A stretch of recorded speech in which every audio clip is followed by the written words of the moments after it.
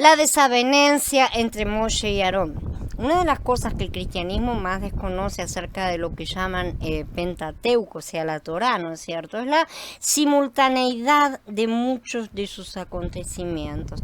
Tendemos a leer los libros como una continuidad, ¿no es cierto? Pero muchas de las cosas en ellos narradas sucedieron al mismo tiempo prácticamente. Y se repiten en un libro y en otro. Entonces parece que fueran cosas separadas en el tiempo, pero no lo son, fueron simultáneas. Esto es lo que sucede con Vayikra y Bamidbar, que vamos a ver ahora, ¿sí? Ya que en Bamidbar son mencionadas las ofrendas que realizaron todos los jefes de cada una de las 12 tribus para la consagración del tabernáculo y de los sacerdotes, por lo tanto se corresponden con esta que estamos estudiando. Puede parecer como que hubiera habido 2 consagraciones, pero no es así. Estamos hablando de los mismos acontecimientos. Se ofrendaron 3 chivos como ofrendas por el pecado ese día. Una fue la ofrenda especial de Nachshon, que era el líder de la tribu de Yahudá. Dice en Bamidbar 7, el que presentó su ofrenda el primer día fue Nachshon, hijo de Aminadab, de la tribu de Yahudá. Un chivo para la ofrenda por el pecado, ¿sí? Cada uno fue ofreciendo el resto de los días. El segundo, entonces, pero ese mismo día fue para la inauguración del tabernáculo.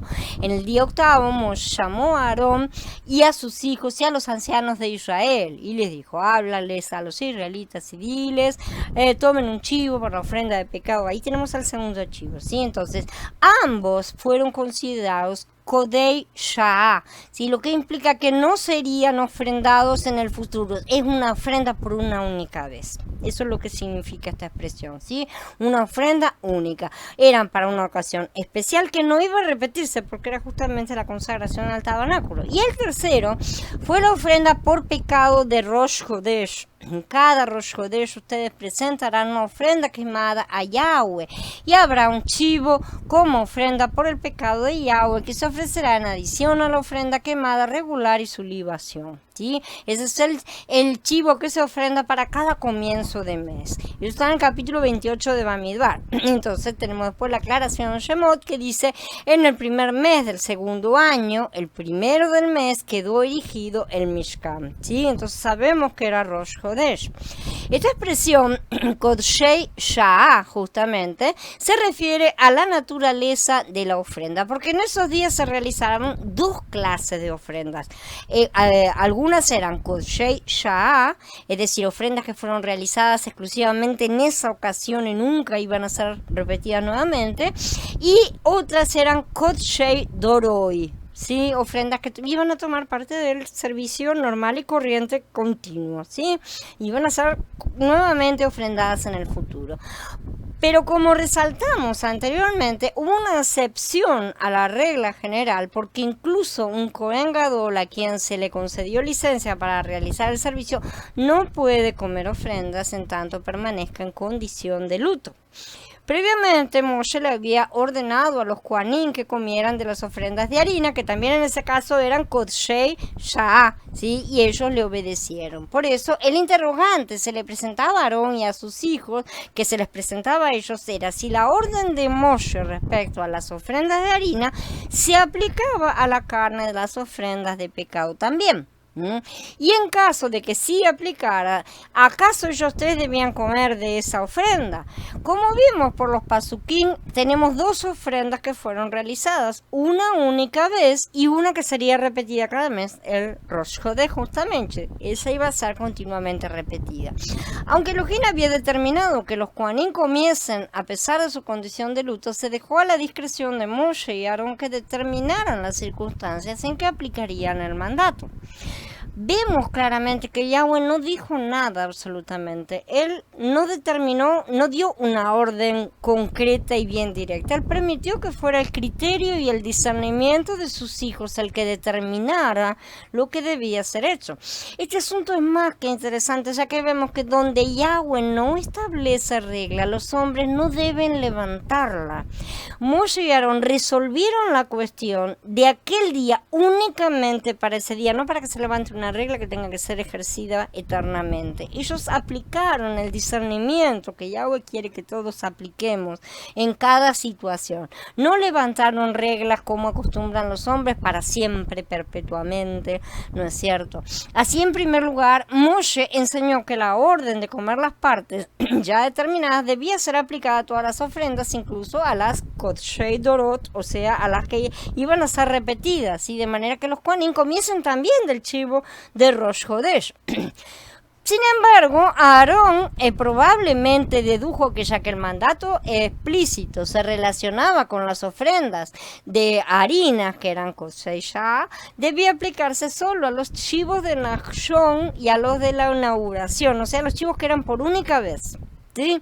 Los que asimismo eran ofrenda única. No tenemos el orden y tiempo exacto de las cosas, pero por lo que vimos, lo más probable es que la muerte de los hijos de Aarón sucediera después de los 2 primeros sacrificios, ¿sí? Probablemente también después de ya haberlos comido correctamente. Sin embargo, ya que el chivo de Rosh Hodesh correspondía a hacer una ofrenda Kodshei Dorot, o sea que iba a ser repetida, Aarón argumentó que les estaba prohibido tanto a él como a sus hijos comer de su carne debido a su condición de luto. Aquí tenemos una de las tantas muestras de que el hombre aporta su parte realmente cuando emplea el razonamiento humano que Yahweh mismo les ha dado para definir los parámetros de las leyes. No es para estar usándolo como justificativo ni nada. Sin embargo, esto no avala ciertamente ninguna ley oral que se transforme en regla estable, estricta y escrita, ¿no es cierto? Ya que no necesariamente todos los razonamientos aplican estrictamente a cada uno de los casos que pueden llegar a surgir. Al hacer esto, los sabios mataron el fluir del Ruach, literalmente, reduciendo todo a reglas, un código de leyes levantadas sobre resoluciones tomadas con anterioridad en semejanza con nuestros códigos de leyes penales, ¿sí? Que citan casos para poder levantar precedentes, como dicen, y así determinar nuevas leyes o escapatorias de las mismas.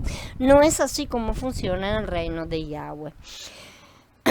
Entonces Moshe preguntó por el chivo de la ofrenda por el pecado y ya lo habían quemado. Se puso furioso con Eleazar y Itamar, los hijos que le quedaban a Aarón, y dijo: ¿por qué no se comieron la ofrenda por el pecado en el área sagrada? Porque es santísima y él se las ha dado a ustedes para quitar la culpa de la comunidad, para hacer expiación por ellos delante de Yahweh.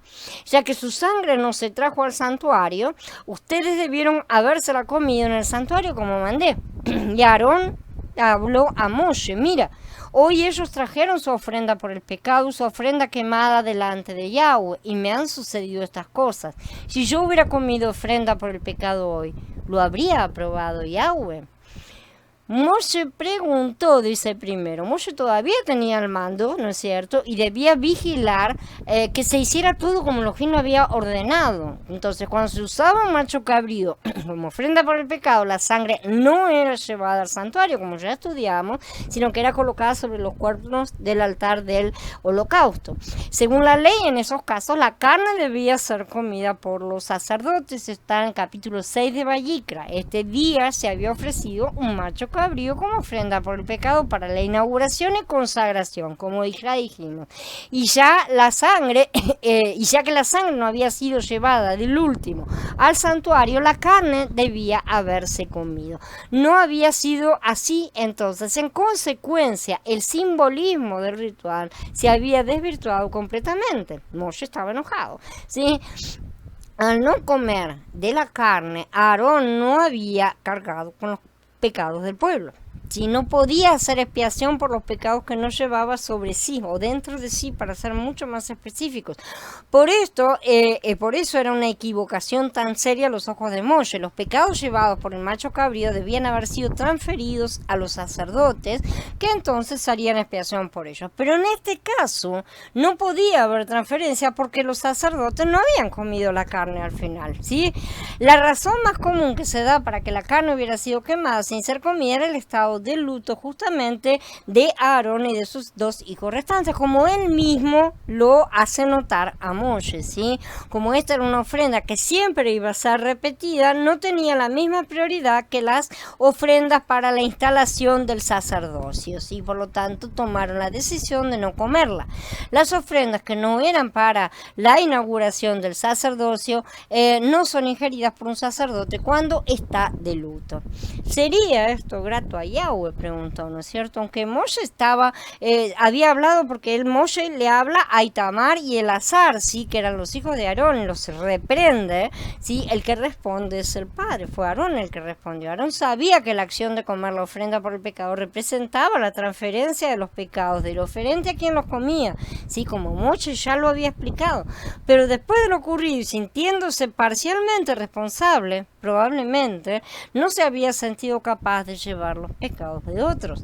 Con lo suyo probablemente ya tenía suficiente en ese momento. No podía menos que sentirse apenado por la muerte de sus hijos. Es probable que también sintiera algún remordimiento, alguna parte de culpa.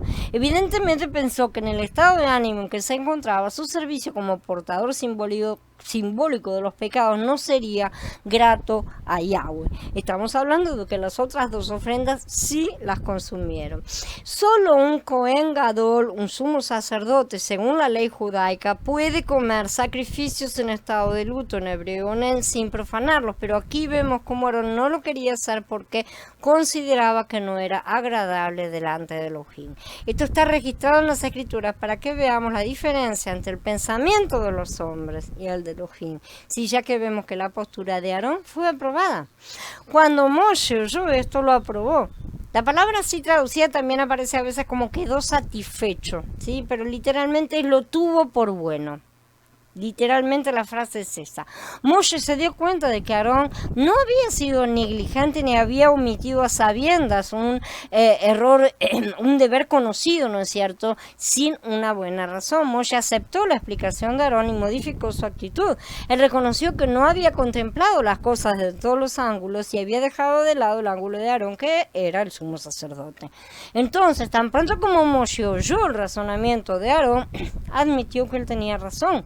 Y en una muestra de la humildad que era la esencia de su grandeza, realmente Moshe no pretendió defender su postura, pero al aprobar, Yahweh dio respaldo a su aprobación, porque Moshe era su autoridad delegada. Este punto es un asunto que debemos ver bien claramente, ya que tiene que ver con la autoridad delegada, cosa que ya hemos estado estudiando en la serie de autoridad y sumisión.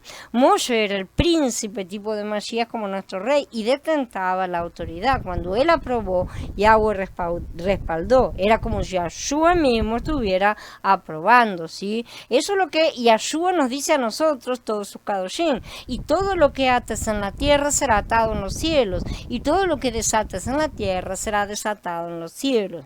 Esto no aplica únicamente al perdón o no perdón, aplica a muchas más cosas en las cuales ejercemos realmente la autoridad. El Adón, nos ha dado la autoridad a fin de que la ejerzamos, sabiamente, por supuesto, y siempre sujetos a Él como nuestra cabeza. Y debemos dejar de ser tímidos para comenzar a representar su gobierno. Moshe encaró de una forma las cosas porque estaba defendiendo las cosas. La explicación lo satisfizo, le pareció bien y le pareció que Yahweh no quedaba menospreciado con esa postura que había determinado a Aarón, ¿no es cierto? Entonces fue aprobado.